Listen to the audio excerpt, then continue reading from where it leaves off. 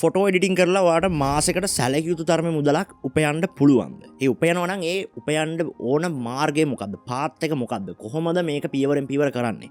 අද අපි ඒ ගැන කතා කරමු. We teach, we guide, we support. What you want, you just have to earn money from online.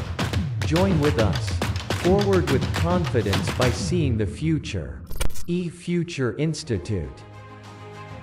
මේකෙදිත් ඔයාට يعني මේ ෆොටෝ එඩිටින් කරන වැඩේදිත් ඔයාට මාසෙට සැලකිය යුතු තරමේ මුදලක් උපයන්න පුළුවන්. ඉතින් අපි දැන් මේ කරන්න අපි eFuture OMM series එක ගැන. ඉතින් මේ OMM series එකේ මම හිතන්නේ 6 වෙනි එපිසෝඩ් එක වෙන්න ඇති. මට මතක විදිහට.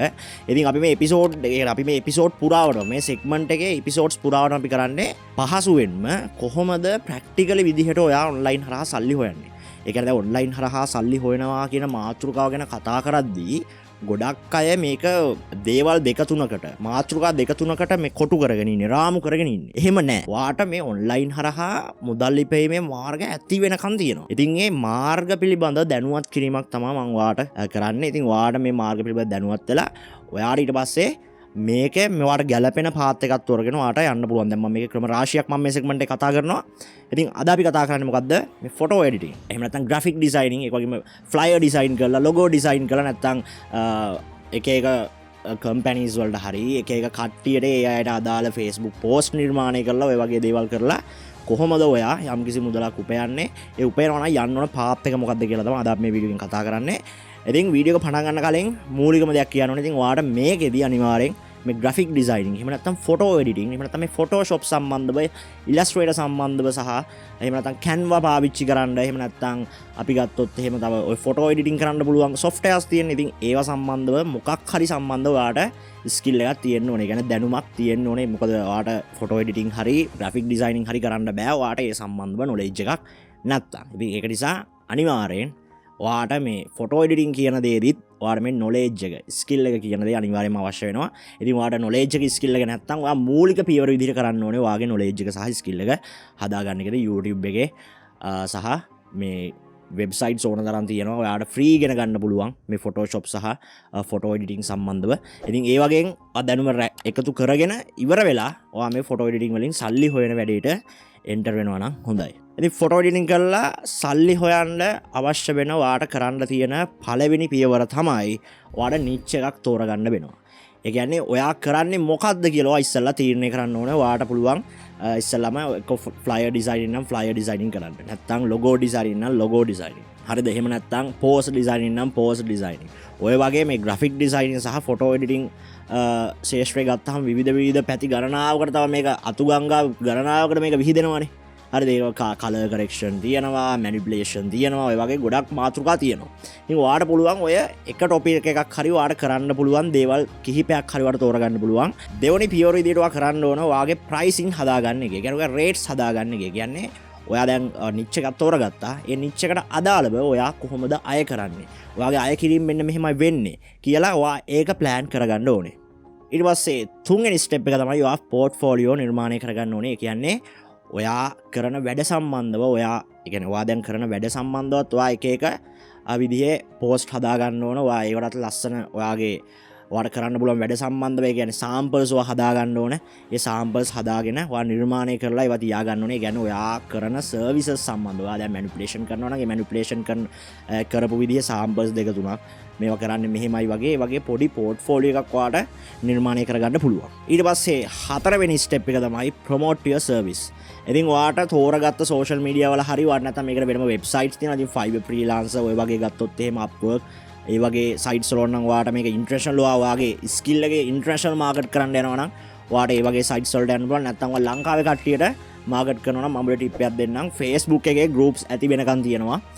ඒ කියන්නේ ඔයා දැන් හිතන්නකෝ ඔයා දැන් ඔයා ටාගට් කරන්නේ ඔයා මේක ඔයා සර්විස් එක වැඩිපුර ටාගට් කරන පිරිසක් ඇතිනේ. ඒ කියන්නේ ඔයාට දැන් ඔයා සමහර ෆ්ලයර් ඩිසයිනින්, පෝස්ට් ඩිසයිනින් වගේ පැත්තක් ගත්තොත් එහෙම ඔයාට ටියුෂන්ස් වල ගුරුවරු අර ටාගට් කරන්න පුළුවන්. ඉතින් ගුරුවරු ටාගට් කිරීමේදී මේ Facebook එකේ groups තියෙනවා මේ ඇති වෙනකන් ටියුෂන් ක්ලාස් සර්ලගේ groups තියෙනවා.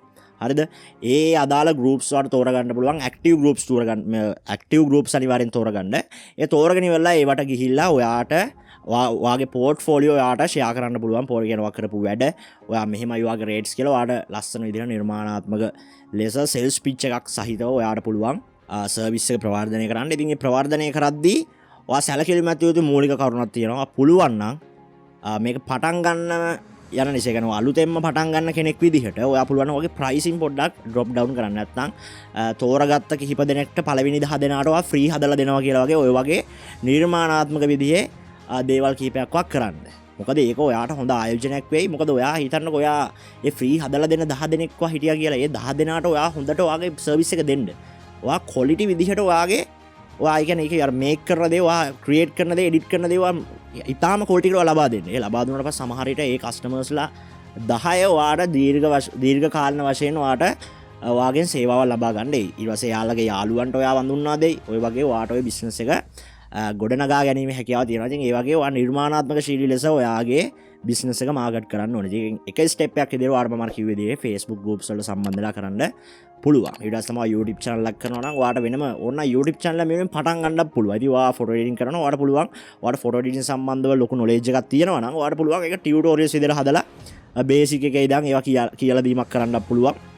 ඒ කියලා දීම කරන අතරතුරේදී ඔයාට පුළුවන් ඒ හරහා කස්ටමර්ස්ලා හොයාගන්න ඔයාගේ සර්විසස් ලබා ගන්න කැමති අය. ඉතින් ඒ වගේ තමයි ඔයා තවත් මේ ඒ කියන්නේ Photoshop සම්බන්ධව හරි ෆොටෝ එඩිටින් සම්බන්ධව හරි තවත් ස්පෙෂලායිස් වුණාට පස්සේ ඔයාට ඕන ඔන්ලයින් කෝස් එකක් උනත් නිර්මාණය කරලා ඔයාට මේක සෙල් කරගැනීමේ හැකියාව තියෙනවා. ඉතින් අපි ඉදිරි වීඩියෝ එකකදී අනිවාර්යෙන් කතා කරමු ඔයාට තියෙන ස්කිල් එකක් කොහොමද කෝස් එකක් බවට පරිවර්තනය කරලා සෙල් කරලා ආදායමක් උපයන්න. අපි ඒ ගැනත් අනිවාර්යෙන්ම ඉදිරියේදී කතා කරමු. රයිට් ෆොටෝ එඩිටින් කරලා සල්ලි හොයන පාත් එකේදී දැන් ඔයා පියවරයන් කිහිපයක් සම්පූර්ණ කරලා ඉවරයි. ඔයා නිච් එකක් තෝරගෙන ඉවරයි.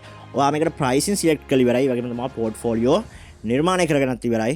ඔයා ඔයාගේ සර්විසස් දැන් ප්‍රොමෝට් කරලත් ඉවරයි. දැන් ඔයා කරන්න ඕනේ මේක ඔයා නිසි ආකාරයෙන් කළමනාකරණය කරන්න ඕනේ. ඒ කියන්නේ ඔයා මේක මැනේජ් කරන්න ඕනේ. ඒ කියන්නේ ඔයා මේක කරන්න පටන්ගෙන මේ ස්ටෙප් ටික ෆලෝ කරලා මේක දාලා ඉදලා නිකන් විතරක් බෑ.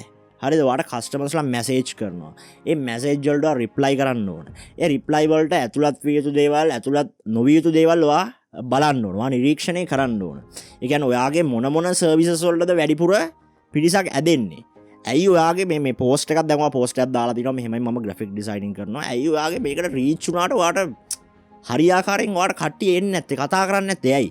මොනවද ඔයා මේක තව ඇඩ් කරගන්න ඕන දේවල්. ඉතින් ඔයාට ඕක මේ හිත ඉඳලා විතරක් ඕක කරන්න බෑ. ඔයා ඉස්සෙල්ලා වැඩේ පටන් ගන්න ඕනේ. ඉතින් ඔයා සමහරට ඔයා හිතන ඇති දැන් ඔයා හිතාන් ඉන්නවා නම් ඔයාට මට ෆොටෝ එඩිටින් ලොකුවට බෑ සාමාන්‍ය විදිහට පුළුවන් කියලා.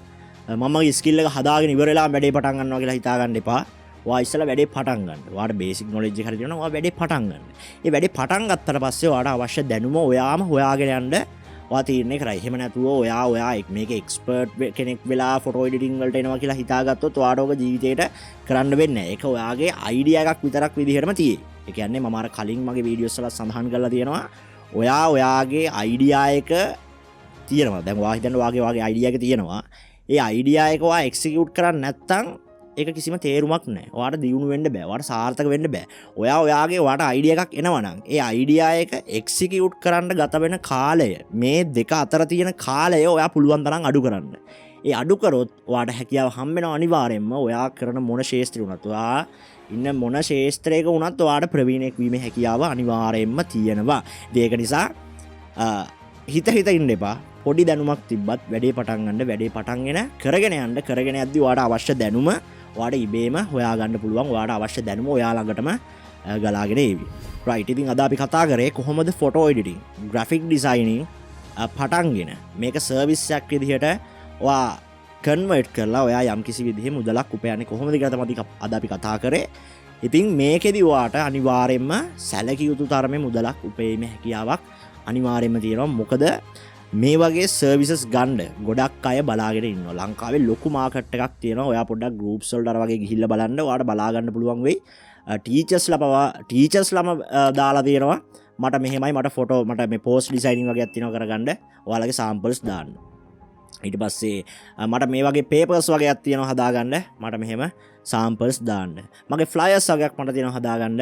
මට මෙහෙම සාම්පල්ස් දාන්න. ගණන් එක සාම්පල්ස් දාන්න. ඔය වගේ ගොඩාක් විදිහේ පෝස්ට් මම දැකලා තියෙනවා ඔය වගේ ටියුෂන් ක්ලාසස් කරන ගුරුවරුන්ගේ සමූහවල තියෙනවා. ඉතින් ඒක අවස්ථාවක්. ඔයාට මුදල් ගන්න පුළුවන්, ඔයාට මුදල් හම්බ කරන්න පුළුවන් අවස්ථාවක්. ඉතින් ඔයා බිස්නස් මයින්ඩඩ් කෙනෙක් නම් ඔයා මූලිකවම කරන්න ඕනේ මොකක්ද? අවස්ථාවන් අඳුනගෙන ඒ අවස්ථාවන්ට අනුව ක්‍රියා කරන්න ඕනේ. ඒ අවස්ථාවන් තමන්ගේ වාසියට හරව ගන්න ඕනේ. ඉතින් ඒ හරව ගැනීමක් විදිහට ඔයාලට පුළුවන් මේ ෆොටෝ එඩිටින් සහ ග්‍රැෆික් ඩිසයිනින් කියන දේ කරලා ඔයාලට සාර්ථක මුදලක් උපයන්න.